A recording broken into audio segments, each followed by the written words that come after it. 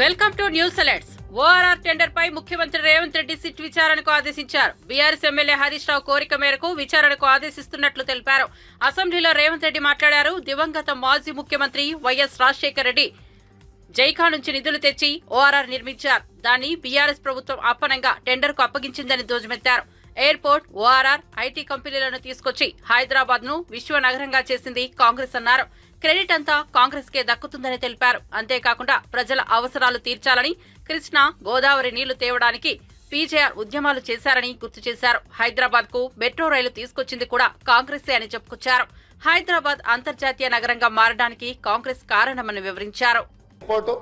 Metro rail, IT కంపెనీలు, pharma కంపెనీలు, శాంతి భద్రతలను కాపాడడం, మత సామరస్యాన్ని పెంపొందించడం, ఇలాంటి ఎన్నో విధానపరమైన నిర్ణయాలు, కఠినమైన నిర్ణయాలు, రోజుకు 24 గంటలు నిరంతర విద్యుత్తు, ఒక్క నిమిషం కూడా పరిశ్రమలకు విద్యుత్ కోతలు ఉండకూడదు, 100% రోజుకు 24 గంటలు, సంవత్సరానికి 365 రోజులు విద్యుత్తు సరఫరాను నిరంతరాయంగా అందించినప్పుడే ఈ నగరానికి ప్రపంచ స్థాయి పెట్టుబడులు వచ్చి, పరిశ్రమలు వచ్చి ఈ నగరం అభివృద్ధి చెందుతుంది.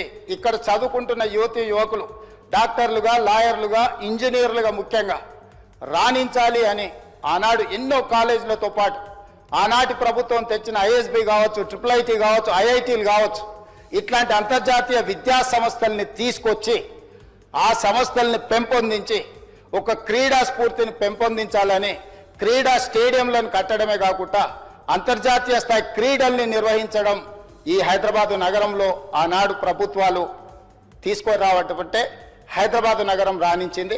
అందుకే ఈరోజు మనము 2 లక్షల పైచిలకు కోట్ల బడ్జెట్కు చేరినాము అంటే ప్రధానమైన ఆదాయం ఇదే. వీటితో పాటు జలయజ్ఞంలో భాగంగా తెలంగాణ రాష్ట్రం ఎడారిగా మారిపోతుంది. ఈ రాష్ట్రంలో సాగునీటిని మొత్తం ప్రతి ఎకరాకు అందించాలన్న ఒక లక్ష్యంతో జలయజ్ఞంలో భాగంగా కల్వకుర్తి కావచ్చు, భీమా కావచ్చు, నెట్టంపాడు కావచ్చు, కోయిల్ సాగర్ కావచ్చు, జూరాల పునరుద్ధరణ కావచ్చు, లేకపోతే RDS ప్రాజెక్టులు కావచ్చు, లేకపోతే శ్రీరామ్ సాగర్ కావచ్చు, శ్రీపాద ఎల్లంపల్లి కావచ్చు, ప్రాణహిత చేవెళ్ల కావచ్చు, తుమ్మిడిహెట్టి దగ్గర ప్రాజెక్టు నిర్మించడం ద్వారా 38,000 కోట్ల రూపాయలతోని 16 లక్షల ఎకరాలకు నీళ్లు అందించాలి. చేవెళ్ల ఎక్కడే ఆదిలాబాద్ లో తుమ్మిడిహెట్టిలో మొదలుపెట్టిన గోదావరి జలాలను చేవెళ్ల వరకు వికారాబాద్, తాండూరు, మీ నియోజకవర్గమైన కొడంగల్, మన వికారాబాద్ వరకు తరలించాలని చేవెళ్ల దగ్గర దాదాపుగా 1,000 కోట్ల రూపాయలు ఖర్చు పెట్టి ప్రాజెక్టులను చేపట్టారు. ఆనాడు మనతో పాటు ధర్నాల పాల్గొన్న దురదృష్టవశాత్తు అటుపోయినా చేవెళ్ల ప్రాంతానికి ముఖ్యమంత్రి చంద్రబాబు నాయుడుపై మాజీ ముఖ్యమంత్రి వైఎస్ జగన్మోహన్ రెడ్డి మరోసారి విరుచుకుపడ్డారు. ఉమ్మడి అనంతపురం జిల్లా స్థానిక సంస్థల ప్రతినిధులు, పార్టీ నాయకులతో మాజీ ముఖ్యమంత్రి వైఎస్ జగన్మోహన్ రెడ్డి సమావేశమయ్యారు. ఈ సందర్భంగా నేతలతో జగన్ ముఖ్య విషయాలపై చర్చ జరిపారు. 6 నెలలు తిరగక ముందే చంద్రబాబు ప్రభుత్వం మీద తీవ్ర వ్యతిరేకత ఉందని, ఇంతటి వ్యతిరేకత గతంలో ఏ ప్రభుత్వం మీద లేదని తెలిపారు. ప్రతి కుటుంబానికి మనం మంచి చేశాం, కానీ చంద్రబాబు అంతకంటే ఎక్కువ చేస్తాడంటూ ప్రతి ఇంట్లో ప్రతి ఒక్కరికి ఒక్క హామీ ఇచ్చారు. మనం కూడా అలాంటి హామీలు ఇద్దామని చాలా మంది నాతో అన్నారు. గడిచిన 5 ఏళ్లలో చరిత్రలో ఎన్నడూ చూడని మార్పులు తీసుకొచ్చాం. ఎన్నికల మేనిఫెస్టోను పూర్తిగా అమలు చేశాం. మేనిఫెస్టోకు పవిత్రత తీసుకొచ్చాం. ప్రతి హామీని తూచా తప్పకుండా అమలు చేశామని మాజీ ముఖ్యమంత్రి అన్నారు. ఎవరు కూడా ఎక్కడా కూడా భయపడతారు. ఏమున్నా కానీ ఢీకొందాం. మీ అందరికీ పార్టీ తోడుగా ఉంటుంది. మీ జగనన్న మీకు అందరికీ అండగా ఉంటాడు. మన సాగునీటి సంఘం ఎన్నికలు జరిగాయి. అది ఎందుకు ఎన్నికలు జరుపుతారో నాకే తెలియదుందా. ఎన్నికలు జరిగేసరికి ఒక ప్రజాస్వామ్యబద్ధంగా నువ్వు ఎన్నికలు జరిగేట్టుగా అయితే జరపండి ఎన్నికలు.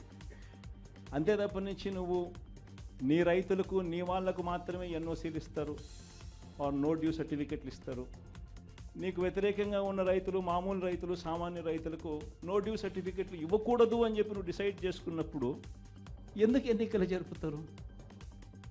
గ్రామ స్థాయిలో ఇవ్వాల్సిన, సచివాలయ స్థాయిలో ఇవ్వాల్సిన VROలు, సచివాలయ స్థాయిలో ఇవ్వాల్సిన నో డ్యూ సర్టిఫికెట్లు సచివాలయ స్థాయిలో ఇవ్వకుండా మండల స్థాయిలోకి వాళ్ళందరినీ తీసుకొని వెళ్ళి సచివాలయాల్లో ఎవరు VROలు లేకోకుండా మండలాల్లో ఉండేట్టుగా చేసి పోలీసులను కాపలా పెట్టుకొని చేతుల పైకెత్తించి ఎన్నికలంట. ఎందుకు ఎన్నికలు జరుపుతారు? అది జరిగించి ఆ రకంగా ఎన్నికలు బుల్డోజ్ చేసి రైతులందరూ సంతోషంగా ఉండారు అని అంటారు. నిజంగా రైతులు సంతోషంగా ఉండారా లేదా అన్నది తెలియాలి అని అంటే ఒక్కసారి రాజీనామాలు చేసి బయటికి రండి, అప్పుడు అర్థమవుతుంది రైతులు సంతోషంగా ఉన్నారా, రైతులు సంతోషంగా లేరా, పెట్టుబడి సహాయం 20,000 ఏమైందని చెప్పి రైతులు అడుగుతూ ఉండేది అర్థమవుతుంది, ఉచిత పంటల బీమా ఏమైందని రైతులు అడుగుతూ ఉండేది అర్థమవుతుంది, ఆర్బీకేలు ఎందుకు సరిగ్గా పనిచేయడం లేదని చెప్పి రైతులు అడుగుతూ ఉన్నది అర్థమవుతుంది. ఇవన్నీ అర్థం కావాలి అని అంటే ప్రజాస్వామ్యబద్ధంగా ఎన్నికలు జరిగితే అర్థమవుతుంది. కుప్పం ప్రభుత్వ కళాశాల విద్యార్థులతో నిర్వహించిన ముఖాముఖిలో ఏపీ సీఎం చంద్రబాబు సతీమణి నారా భువనేశ్వరి నవ్వులు పూయించారు. ఓవైపు జీవిత వికాస పాఠాలపై అవగాహన కల్పిస్తూనే వారితో సరదాగా ముచ్చటించారు. బాలయ్య నటించిన సినిమాల్లో ఫేవరెట్ ఏంటి, డైలాగ్స్ ఏవి ఇష్టం అని విద్యార్థులు ఆమెను అడిగారు. ఆమె బాలకృష్ణ సినిమా డైలాగ్ చెప్పడంతో విద్యార్థులు కేరింతలు కొట్టారు. వాళ్ళిద్దరిలో ఉన్నటువంటి స్ట్రైకింగ్ క్వాలిటీస్ ఏంటో చెప్పగలరా? చంద్రబాబు నాయుడు గారు చాలా సీరియస్ పర్సన్. ఆయన అట్లా సీరియస్గా I mean to say he's super focused. Yeah, and Lokesh is a very grounded. Chandrababu Naidu గారి కొడుకని కానీ సీఎం గారి కొడుకని కానీ అది ఉండదు. To like to be known as Lokesh mother, not Chandrababu Naidu son. So అతను కూడా అదే అంటాడు. నందమూరి తారక రామారావు గారు కూడా ఆయన ద సేమ్. ఆయన ఎంత పెద్ద యాక్టర్ అయినా పొలిటికల్ లీడర్ అయినా కూడా ఆయన ఎప్పుడు హార్డ్ వర్కింగ్. మీ నాన్నగారు ఎన్టీఆర్ గారు, మీ భర్త నారా చంద్రబాబు నాయుడు గారు, వీళ్ళిద్దరు కాకుండా మీరు ఇన్స్పైరింగ్ గా తీసుకునే పర్సన్ ఎవరు? టు టెల్ ద ట్రూత్, నేను ఇప్పుడే చెప్పాను, కాలేజ్లో it was just fun. My life was just have fun. ఏదో చదువుకోవటం, పాస్ అవటం, ఓకే పాసింగ్ మార్క్స్ వచ్చిందా ఎనఫ్, అట్లా పెరిగిన దాన్ని నేను. దాని తర్వాత ఆఫ్టర్ ఐ డెంట్ హ్యావ్, నాకేమీ ఒక hero or any, I mean to say ఇతనిలాగా ఈవిలాగా నేను అవ్వాలనేది నేను ఎప్పుడు అనుకోలేదు. So I got married when I was only 19 years. So 19 ఏళ్ళకే నాకు పెళ్ళి అయిపోయింది. As soon as I got married, it was Chandrababu Naidu garu. I used to see his hard work. ఇప్పుడు కూడా అనుకుంటా ఆయన చేస్తే నేను ఎందుకు చేయలేను. సింగిల్ మదర్గా అతన్ని పెంచి పైకి తీసుకొచ్చాను. I was very very disciplined with him, and నన్ను ఎప్పుడు హిట్లర్ అని పిలిచేవాడు. వాడి ఫ్రెండ్స్ కూడా చెప్పేవాడు, ఇంట్లో హిట్లర్ ఉంది, లేకపోతే వెళ్ళకపోతే నాకు దెబ్బలు పడతాయని. సో నమస్తే అమ్మా. బాగున్నారా మేడం? I'm super. ఫ్యామిలీ బాగుందా మ్యామ్? ఏంటమ్మా ఫ్యామిలీ? ఓయా, ఫ్యామిలీ నాకంటే మీరే ఎక్కువ చూస్తారు. బాలయ్య బాబు ఆయన చాలా మూవీస్ తీశారు మ్యామ్. దాంట్లో మీకు నచ్చిన మూవీ ఏది? దాంట్లో మీకు నచ్చిన డైలాగ్ ఏది? ఒక్కసారి మా అందరి కోసం. నేను సినీ రంగంలో పుట్టిన పెరిగిన సినిమాలు చాలా తక్కువ చూస్తాను. బాలకృష్ణ గారిది మీ అందరికి చెప్పాలి, అందరూ అనుకుంటారు ఆయన నా తమ్ముడు అని. I feel very bad. He's not my younger brother, he's my older brother. మా అన్న 2 సంవత్సరాలు పెద్ద. అందరూ వచ్చి మీ తమ్ముడు ఎట్టున్నారు అని అడుగుతారు. I don't like it. అయితే లేదండి, ఆయన మా అన్న, తమ్ముడు కాదని ఎప్పుడు గుర్తు చేస్తూ ఉంటాను. Narasimha Naidu and Samarasimha Reddy, Akhanda, I like అఖండ. ఒక్క డైలాగ్ మా కోసం. డైలాగ్లా నా వల్ల కాదు. Please ma'am. I'm very bad at all that. ఇప్పుడే చెప్పాను కదా, మా సినిమాలన్నీ చాలా తక్కువ చూస్తాను. ఈ డైలాగులు అసలు నా వంట పట్టదు. ఇట్లా ఆఫీస్లో లెక్చర్స్ ఇవ్వటం కానీ మీ పిల్లలందరికీ లెక్చర్స్ ఇవ్వ.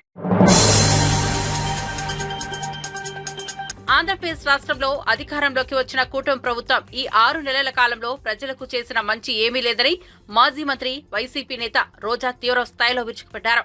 కేవలం వైసీపీ నేతలపై కక్ష సాధింపు చర్యలు తప్ప ప్రజలకు చేసిన మంచి లేదన్నారు. కూటమి ప్రభుత్వ హనీమూన్ కాలం అయిపోయిందని, నీతిమాలిన రాజకీయాలు చేస్తున్న కూటమిని అందరూ ఒక్కటే ఎదుర్కొంటామని మాజీ మంత్రి రోజా పేర్కొన్నారు. తెలుగుదేశం పార్టీ అధికారంలోకి వచ్చిన తర్వాత ఈ 6 నెలల కాలంలో ఈ నియోజకవర్గానికి వాళ్ళు ఏం చేశారు అని అడిగితే ఇలా వైఎస్ఆర్ కాంగ్రెస్ పార్టీకి స్ట్రాంగ్ గా ఉన్న లీడర్లు, పేద ప్రజల కోసం పనిచేసే లీడర్ల ఇంటి ముందు గుమ్మాలు కొట్టడం, వాళ్ళ పొలాలకి అడ్డంగా గోడలు కట్టడం, అలాగే వాళ్ళ మీద తప్పుడు కేసులు పెట్టి పోలీసులతో వాళ్ళని బెదిరించడం, ఇలాంటి నీతిమాలిన చర్యలు చేస్తున్నారే తప్ప వాళ్ళు ఇచ్చిన సూపర్ 6 గాని లేదా మిగతా వాగ్దానాలు గాని ఏవీ నెరవేర్చకుండా ఏ విధంగా ప్రజల్ని మోసం చేశారో ప్రజలందరికీ ఇప్పుడే అర్థం అయిపోయింది. కానీ దురదృష్టం ఏంటంటే ఈ పంచాయతీలో తాగే నీళ్ల దగ్గర నుంచి ప్రజలకి అన్ని అందుబాటులోకి తీసుకొచ్చే సచివాలయం, ఆర్బీకే సెంటర్ అన్ని కూడా ఇక్కడ లీడర్లు వాళ్ళ ల్యాండ్ ఇచ్చి కట్టించి ప్రజలకు అన్ని అందుబాటులోకి తీసుకొచ్చారు. కానీ తెలుగుదేశం గతంలో 14 సంవత్సరాలు అధికారంలో ఉన్న చంద్రబాబు నాయుడు అప్పుడు ఏం చేయలేదు, ఇప్పుడు అధికారంలోకి వచ్చాక ఇప్పుడు కూడా ఏం చేయకుండా వాళ్ళు ఫెయిల్యూర్ అయిన విషయాన్ని కప్పిపుచ్చుకోవడానికి ఈ విధంగా కొంతమందిని టార్గెట్ చేసి వైఎస్ఆర్ కాంగ్రెస్ పార్టీ లీడర్ని వేధించడం, భయభ్రాంతులు చేయాలన్న ఆలోచనతో ముందుకు వెళ్తున్నారు. వాళ్ళు అర్థం చేసుకోవాల్సింది ఒక్కటే, మా నాయకుడు జగన్మోహన్ రెడ్డి గారు భయం అనేది ఆయన బ్లడ్ లో లేదు. ఆయన వెనక పనిచేస్తున్న మేమందరం కూడా జగనన్న సైనికులుగా ముందుకు వెళ్తున్నాం. ఎవరికి భయపడే పరిస్థితి లేదు. ఎందుకంటే వైఎస్ఆర్ కాంగ్రెస్ పార్టీలో మేమెవరు తప్పు చేయలేదు. 5 ఏళ్లు కూడా ప్రజలకి మంచే చేశాం, నియోజకవర్గాలన్నీ అభివృద్ధి చేశాం. ఈ రోజు మీరు మోసంతో అధికారంలోకి వచ్చారు, ఈవీఎంలు మ్యానిపులేట్ చేసి వచ్చారు, ఏ విధంగా సూపర్ 6 అంటూ ప్రజల్ని మోసం చేసి వచ్చారు. మీరు సిగ్గుపడాలి, మేము సిగ్గుపడాల్సిన అవసరం లేదు. కానీ ఈ రోజు టీడీపీ వాళ్ళని హెచ్చరిస్తున్నాం, ఇలాంటి పనికిమాలిన కార్యక్రమాలు మరొకసారి చేస్తే సహించేది లేదు. సంక్రాంతి తర్వాత తెలంగాణలో అర్హులైన కుటుంబాలకు కొత్త రేషన్ కార్డులు ఇస్తామని మంత్రి ఉత్తమ్ కుమార్ రెడ్డి ప్రకటించారు. రాబోయే 2 నెలల్లో రేషన్ దుకాణాల్లో దొడ్డు బియ్యం స్థానంలో సన్న బియ్యం అందిస్తామని స్పష్టం చేశారు. పీడీఎస్ బియ్యంతో వ్యాపారం, ట్రాన్స్పోర్ట్, రీపాలిషింగ్ చేసిన కఠిన చర్యలు తీసుకుంటామని మంత్రి హెచ్చరించారు. రేషన్ డీలర్స్ కి ఇన్సూరెన్స్ విషయంలో కూడా ప్రభుత్వం ఆలోచన చేస్తుంది. ఇల్లీగల్ పీడీఎస్ ట్రేడింగ్ అనేది ఇది జరుగుతున్న మాట వాస్తవం. ఎందుకంటే ఇప్పటి వరకు ఏదైతే రేషన్లో మనం ఇస్తున్నామో అది కోర్స్ గ్రెయిన్స్, దొడ్డు బియ్యం, దాని కన్జంప్షన్ తక్కువై మరి అది బ్లాక్ మార్కెట్లో వచ్చి రీపాలిషింగ్ అయి రకరకాలుగా జరుగుతుంది. ఇటువంటి ఇల్లీగల్ ప్రాక్టీసెస్ తగ్గించడానికి, అదేవిధంగా నిరుపేదలందరికీ, బీపీఎల్ ఫ్యామిలీస్ అందరికి కూడా సరి అయిన మరి రైస్ ఇవ్వడానికి ముఖ్యమంత్రి గారు క్యాబినెట్ తీసుకున్న ఒక విప్లవాత్మక నిర్ణయం ప్రకారం మేము ఇంకో 1-2 నెలల్లో అందరికీ ఇప్పుడైతే ఏదైతే 6 కిలోల బియ్యం ఎవ్రీ ఇండివిజువల్కి ఉచితంగా ఇస్తున్నామో అది ఇప్పుడు కోర్స్ గ్రెయిన్స్, దొడ్డు బియ్యం ఇవ్వడం జరుగుతుంది. అది మొత్తం రాష్ట్రంలో అందరికి కూడా సన్న బియ్యం ఇచ్చే ప్రక్రియ మొదలు పెట్టబోతున్నాము 1-2 మంత్స్లో. అదేవిధంగా రైస్ మిల్లర్లు కానీ ఎవరైనా సరే ట్రాన్స్పోర్టర్స్ కానీ పీడిఎస్ రైస్ ఎవరైనా దాని మీద వ్యాపారం చేయడం కానీ, ట్రాన్స్పోర్ట్ కానీ, మరి దాన్ని రీవర్క్ చేసి రీపాలిషింగ్ చేస్తే వాళ్ళ మీద చాలా కఠినమైన చర్యలు తీసుకుంటున్నాం. గౌరవ ముఖ్యమంత్రి గారు క్యాబినెట్ తీసుకున్న నిర్ణయం మేరకు ఈ సంక్రాంతి తర్వాత రాష్ట్రంలో ఎంతమంది బీపీఎల్ కుటుంబాలు ఉన్నారో, ఎంతమందికి ఎలిజిబిలిటీ ఉందో అందరికీ రేషన్ కార్డు ఇవ్వబోతున్నామని చెప్పి నేను మనవి చేస్తున్నాను.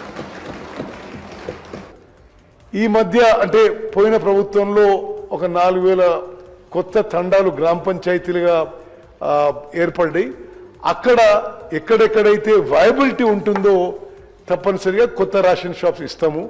కానీ మా అనుభవం ఏంటంటే మరీ ఎక్కువ రేషన్ షాప్స్ ఇచ్చినా ఉన్న వాళ్ళకి ఒక్కొక్కరికి వాళ్ళ దగ్గర ఉన్న రేషన్ తగ్గిపోయి వయబిలిటీ కావడం లేదు. సో అందుకోసమే మరి మేము ఎక్కువ రేషన్ షాపులు ఇవ్వడానికి మాకు ఎటువంటి ప్రాబ్లం లేదు. కానీ రేషన్ షాప్ ఎవరికైతే ఇస్తామో వాళ్ళకి వయబిలిటీ ఉండే విధంగా కూడా చూసుకోవాల్సిన అవసరం ఉంది. కాబట్టి అది పరిశీలన చేస్తున్నామని చెప్పి మనవి చేస్తూ స్పీకర్ గారికి ధన్యవాదాలు. తిరుమల శ్రీవారిని పలువురు రాజకీయ ప్రముఖులు దర్శించుకున్నారు. లక్షద్వీప్ గవర్నర్ ప్రఫుల్ కోడా పటేల్, తెలంగాణ మాజీ మంత్రులు శ్రీనివాస్ యాదవ్, శ్రీనివాస్ గౌడ్, ఎమ్మెల్యే పుట్టా సుధాకర్ యాదవ్ వీఐపీ ప్రారంభ విరామ దర్శన సమయంలో వేరువేరుగా స్వామివారి సేవలో పాల్గొన్నారు. టీటీడీ ఆలయ అధికారులు వారికి స్వాగతం పలికి దర్శన ఏర్పాట్లు చేశారు.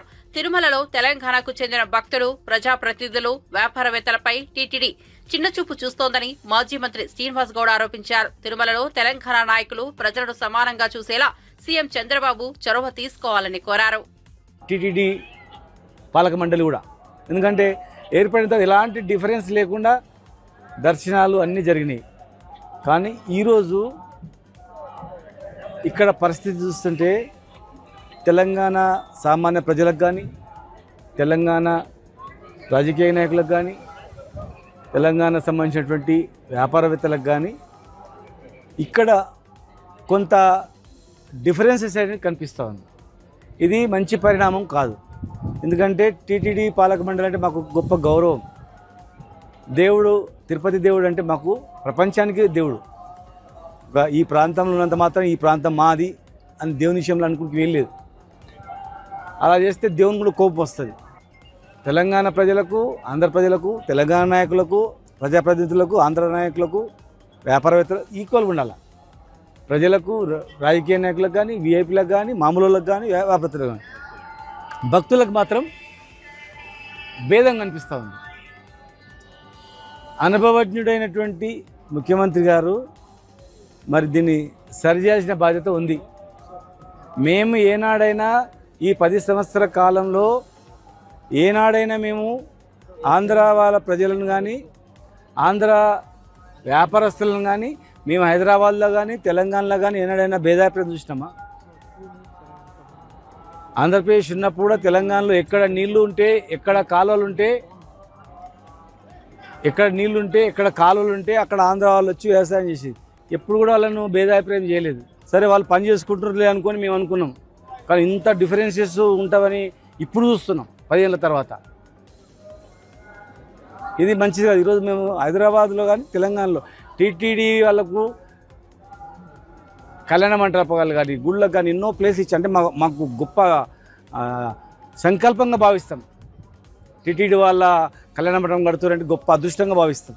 టీటీడీ కూడా వచ్చిందంటే ఉంది. కానీ ఇక్కడ అసలు రూమ్స్ అడిగితే పట్టించుకునే వాళ్ళు లేరు. దర్శనం కాడ చాలా ఇబ్బంది పడతాం.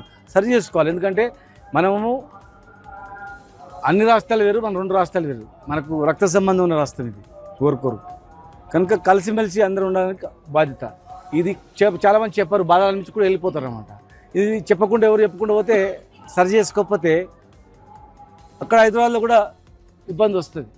మాకు ఇప్పుడు అనిపిస్తుంది, నాకు అనిపిస్తుంది. నేను ఆ రోజు రాష్ట్ర విభజనలో ఒక ప్రముఖంగా కేసీఆర్ గారు వెంబడి కావచ్చు, అన్ని పార్టీలు వెంబడి అందరూ కూడా ఎవరెవరైతే పార్టిసిపేట్ వాళ్ళ వెంబడి ఉన్న వ్యక్తిగా, మేము ఒక ఉద్యమాన్ని నడిపిన వ్యక్తిగా ఈరోజు మాకు అనిపిస్తుంది, అరే మనం ఒక్కనాడు డిఫరెన్స్ చూపపోతుంది. ఇలా ఏం మనం తెచ్చిన గవర్నమెంట్లో హైయెస్ట్ వాళ్ళు కాంట్రాక్ట్ వాళ్ళే, పదవులు అనుభవించిన వాళ్ళు ఎక్కువ శాతం ఇది ఆర్థికమైనటువంటివి. తెలంగాణ అసెంబ్లీలో బీఆర్ఎస్ నేత హరీష్ రావు, కాంగ్రెస్ నేత రాజగోపాల్ రెడ్డి మధ్య తీవ్ర వాగ్వాదం చెలరేగితే హరీష్ రావు అనుచిత వ్యాఖ్యలు చేశారంటూ రాజగోపాల్ రెడ్డి మండిపడ్డారు. హరీష్ క్షమాపణ చెప్పాలని డిమాండ్ చేశారు. తన పట్ల వాడిన పదం అభ్యంతకరంగా ఉందని, అందుకు కాంగ్రెస్ సభ్యులే తనకు క్షమాపణ చెప్పాలని హరీష్ రావు అన్నారు. నేను అన్నోళ్ళే అన్నా, అనకపోతే లేదు. నన్ను ఎవరన్నా అంటే వాడిని నేను అన్నా, అనకపోతే లేదు. రైట్. బట్టి విక్రమార్క గారు చెప్పిన దాన్ని చెప్తూ అబద్ధాలని చెప్పే ప్రయత్నం చేశారు. బట్టి విక్రమార్క గారు మాట్లాడుతూ ఫామ్ వినాలి సార్. శ్రీధర్ బాబు గారు కూర్చో, నేను విడ్రా చేసుకున్నా కదా, ఇంకేంటి? దొంగ అనే పదాన్ని ఎక్స్ప్లెయిన్ చేయండి, యూజ్లెస్ ఫెలో అనే పదాన్ని ఎక్స్ప్లెయిన్ చేయండి, నాకు ఇబ్బంది లేదు. దాన్ని ఆస్ దెమ్ టు సిట్ డౌన్. నేను విడ్రా చేసేసినది అట్లా ఇయ్యారు సార్. మినిస్టర్కి ఇస్తారు. మీరు మినిస్టర్ ఇంకా రాజగోపాల్ రెడ్డి గారు, నువ్వు హోమ్ మినిస్టర్ ఇంకా ఇస్తారులే, నీకు మైక్ ఇప్పుడు ఎలిజిబిలిటీ లేదు, కూర్చోండి దయచేసి. మీరు హోమ్ మినిస్టర్ కావాలి రాజగోపాల్ రెడ్డి గారు, కూర్చోండి. I wish you should become home minister, please sit down. Sir speaker sir. సభను ఆర్డర్లో పెట్టని మాట్లాడారు sir. Ask them to sit down please. Please కూర్చోండి please. Sir ask them to sit down sir please. Sridhar Babu గారి పద్ధతి కాదు సార్, సభ నడిపే పద్ధతిది కాదు సార్, సభ నడిపే పద్ధతిది కాదు సార్. Sir please. అంత సీనియర్ సభ్యుడు ఎలియా మినిస్టర్గా పనిచేసిన అంటుండు. నాకు వ్యక్తిగతంగా దగ్గర మిత్రుడు, అది వేరే విషయం, పక్కన పెడదాం. కానీ ఆన్ రికార్డ్ మైక్లో ఒక సభ్యుని యూజెస్ ఫిల్ అని ఏంది అధ్యక్ష? అంటే మీరు ఏంది అంటే మీరు ఈ అసెంబ్లీ తెలంగాణ ఇచ్చిన కాంగ్రెస్ పార్టీ ప్రజలు ఆశీర్వదించి మీ ప్రభుత్వాన్ని చక్కగా ముఖ్యమంత్రి గారి నాయకత్వంలో మా డిప్యూటీ సీఎం నాయకులు మంచి పనులు చేస్తుంటే మీకు జీర్ణించుకోలేదు. ఏం మాట్లాడాలి? అరే ప్రజలు వింటున్నారు అధ్యక్ష. తెలంగాణ ప్రజలు కొట్లాడిన తెలంగాణ రాష్ట్రం తెచ్చుకున్నది ఆత్మగౌరవం కోసం. అటువంటి ఆత్మగౌరవం కోసం ఆంధ్ర ప్రజలు, ఈ తెలంగాణ ప్రజలు తెలంగాణ రాష్ట్రం నడపలేరు ఉన్నారు. కానీ ఈరోజు మీరు ఏమనుకున్నారు? మీరే పర్మనెంట్, ఇక మీరు ఎవరు రారనుకున్నారు. తెలంగాణ ప్రజలు ఆశీర్వదిస్తే కాంగ్రెస్ పార్టీ వచ్చింది. అసలు వీళ్ళు ప్రభుత్వాన్ని నడపలేరు అనుకున్నారు. బ్రహ్మాండంగా ప్రభుత్వం నడిపి కాంగ్రెస్ పార్టీ ముఖ్యమంత్రి గారి నాయకత్వంలో బ్రహ్మాండంగా మంచి పనులు చేస్తుంటే జీర్ణించుకోలేక అసహనంతో ఒక సభ్యుని పట్టుకొని యూజ్లెస్ ఫెలోని అంటున్నారంటే క్షమాపణ చెప్పాలి అధ్యక్ష, క్షమాపణ చెప్పాలి అధ్యక్ష. ఇది చాలా అన్యాయం. ఎందుకంటే ఈ సభ గౌరవాన్ని ఒక సీనియర్ సభ్యుడు ఆ విధంగా సభ్యులు ఉద్దేశించి మాట్లాడుతుంటే తెలంగాణ కోసం పోరాడింది మీరు ఒక్కరు అనుకుంటే తెలంగాణ రాలే. ఇది ఇచ్చింది తెలంగాణ కాంగ్రెస్ పార్టీ. ఈ తెలంగాణలో మీరు ఏం మాట్లాడినా నడుస్తుంది ఇన్ని రోజులు అనుకుంటూ ఇక మీరు ఆధార్ సాగవు. తెలంగాణ ప్రజలు కాంగ్రెస్ పార్టీని ఆస్వాదించిండు. ఈ మాటలు హరీష్ రావు గారు నేను చెప్తున్నా, మీకు సభ మీద ఏమాత్రం గౌరవం ఉన్నా, తెలంగాణ రాష్ట్ర ప్రజల మీద ఏ గౌరవం ఉన్నా, సభ్యుల సంస్కారం మీద గౌరవం ఉన్నా బేషరతుగా మీరు క్షమాపణ చెప్పాల్సిందే. మీ ప్లేస్లో నేనున్నా చెప్తా.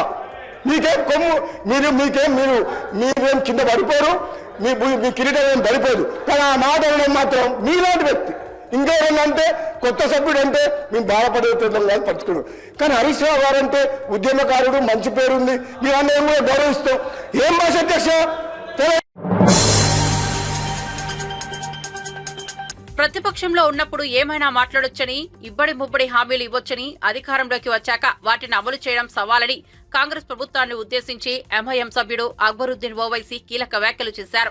ఈ మేరకు శాసనసభలో ఆయన మాట్లాడుతూ కాంగ్రెస్ ప్రభుత్వం పెంచిన మెస్ ఛార్జీలు ఏమాత్రం సరిపోవని, ఇంకా పెంచాల్సిన అవసరం ఉందని డిమాండ్ చేశారు. 44.33తో ఒక రోజు 3 పూటల భోజనం చేయడం సాధ్యమేనా అని ప్రశ్నించారు. గుడ్డు ధరను కూడా పెంచాలని, మధ్యాహ్న భోజనం ఛార్జీలు 1.12 పెంచారని, దీంతో విద్యార్థులకు ఎలాంటి భోజనం పెడతారని ప్రశ్నించారు. After this short discussion, are we going to continue with the second short discussion? So at least I'll go and prepare for that, sir.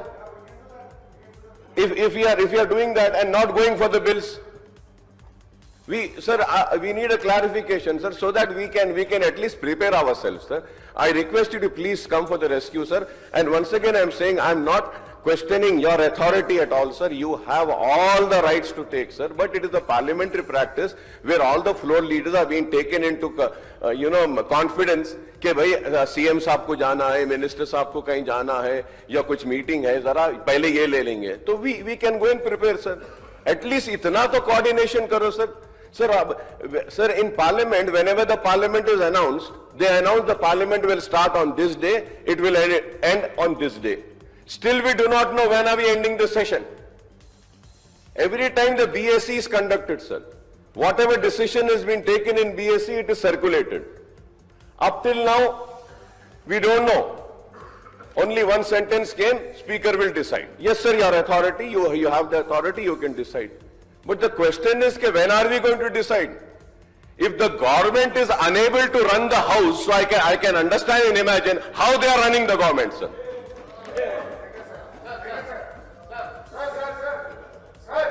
Minister మీ గురి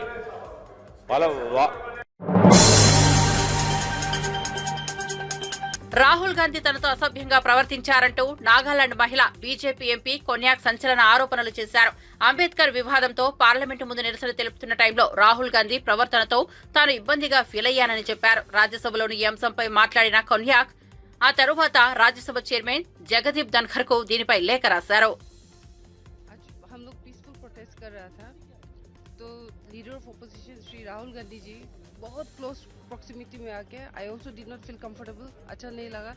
फिर वो ही स्टार्टेड शाउटिंग. ये ऐसे नहीं होता है क्योंकि हम लोग प्रोटेस्ट जब करते साइड में कॉर्डन ऑफ करके सिक्योरिटी पर्सनल से वो जाने के लिए जगह बनाया था, तो हम लोग वहाँ प्रोटेस्ट कर रहा था. वो आके बहुत क्लोज प्रॉक्सिमिटी में वो ऐसे थ्रेटनिंग पोस्ट में. ऐसे नहीं है कि हम खुद को प्रोटेक्ट नहीं कर सकते, लेकिन वो नियम नहीं है, एक तरीका नहीं है संसद का. तो इस आज जो हुआ है बहुत दिल दुख हुआ है, अच्छा नहीं लगा. ऐसे नहीं होना चाहिए क्योंकि एक संसद को एक रिस्पेक्ट देता है, एक हिसाब देता है. हम लोग कोई आते हैं तो हम लोग बैक जाते हैं, साइड करते हैं. तो ऐसे हम लोग जब प्रोटेस्ट कर रहा था आगे आके वो ग्रुप में था तो आगे आके ऐसे थ्रेटन करना वो अच्छा नहीं लगा. आज एसटी हूँ, नागालैंड से हूँ और ये महिला संसद के साथ जो है वो अच्छा नहीं लगा, इसलिए मैंने कंप्लेन भी दिया है चेयरमैन को उसके प्रोटेक्शन सीख करके. కేంద్ర కేబినెట్ నుంచి అమిత్ షాను తొలగించాలని మంత్రి పొన్నం ప్రభాకర్ డిమాండ్ చేశారు. అంబేద్కర్ పై చేసిన వ్యాఖ్యలకు ఆయనపై ఎస్సీ/ఎస్టీ కేసులు నమోదు చేయాలన్నారు. రాజ్యాంగ నిర్మాతను బీజేపీ అవమానిస్తే బీఆర్ఎస్ ఎందుకు మౌనంగా ఉందని ప్రశ్నించారు. అంబేద్కర్ పై బీజేపీ వైఖరిని కేంద్ర మంత్రులు కిషన్ రెడ్డి, బండి సంజయ్ చెప్పాలని డిమాండ్ చేశారు. అదాని వ్యవహారంలో బీఆర్ఎస్ వైఖరి ఏంటని ప్రశ్నించారు. అంతకుముందు అసెంబ్లీ ప్రాంగణంలోని అంబేద్కర్ విగ్రహం వద్ద కాంగ్రెస్ నాయకులు ధర్నా నిర్వహించారు. టీపీసీసీ చీఫ్ మహేష్ కుమార్ గౌడ్ ఆధ్వర్యంలో నిర్వహించిన నిరసన కార్యక్రమంలో మంత్రి జూపల్లి కృష్ణారావు, ఆ పార్టీ ఎమ్మెల్యేలు, ఎమ్మెల్సీలు పాల్గొన్నారు. అమిత్ షా క్షమాపణలు చెప్పాలని నేతలు డిమాండ్ చేశారు. मुझ से डॉक्टर बाबा साहेब अम्बेडकर के बारे में जो बात आया है, तेलंगाना में पूरा दलित ऑर्गेनाइजेशन, पूरा वीकर सेक्शन पुलिस केस लगाएंगे, उसके ऊपर SC/ST केस बुक होना चाहिए. और साथ में हम ये डिमांड करते हैं कि बीजेपी नरेंद्र मोदी से उसको इमीडिएटली तुरंत बरतरफ करो, क्योंकि इस देश की अवमान हुआ. राज्यांग जो कॉन्स्टिट्यूशन का जो निर्माता है डॉक्टर बाबा साहब अम्बेडकर का अवमान हुआ है. उसके लिए हम तेलंगाना कांग्रेस पार्टी का लेजिस्लेटर्स पूरा यहाँ प्रोटेस्ट किया है. हमारा सिंगल डिमांड है, अमित शाह को तुरंत बरतरफ करो. और कल हमारा चीफ मिनिस्टर ने जैसा बोला है, अमित शाह का बॉडी का अदानी का दोस्तानी के ऊपर जेपीसी डालने का, उसमें टीआरएस पार्टी का स्टैंड क्या है. और आज बीजेपी ने इतना अमित शाह अंबेडकर साहब को क्रिटिसाइज करने के बावजूद भी टीआरएस मौन क्यों है, उसके ऊपर क्या स्टैंड है ये पता नहीं.